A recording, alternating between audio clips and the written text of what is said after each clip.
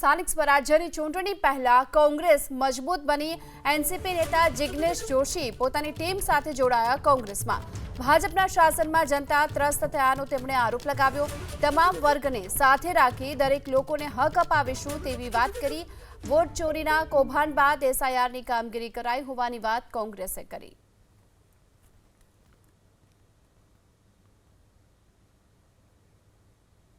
ચૂંટણી જાહેર થાય એટલે કોંગ્રેસ બધી જ રીતે તૈયાર છે। અમારી સંપૂર્ણ તૈયારીઓ અમે પહેલા જ કરી ચૂક્યા છીએ।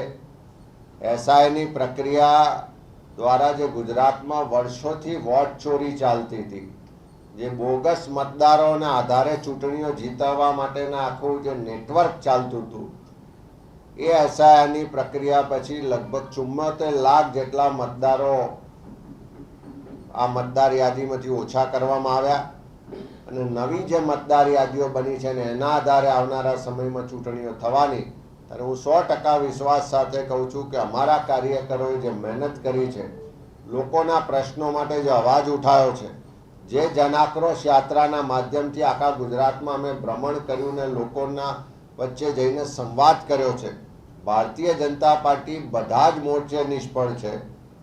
કમિશન, કમલમ અને કૌભાંડ એની આખું જે નેક્સસ છે એને હવે લોકો સારી રીતે ઓળખી ગયા છે અને આ સ્થાનિક સ્વરાજની ચૂંટણીઓ માટે લોકોએ પરિવર્તનનો શંખનાદ કરી દીધો છે અને એ પરિવર્તન માટેની લડાઈમાં કોંગ્રેસ પાર્ટી સંપૂર્ણ રીતે તૈયાર છે।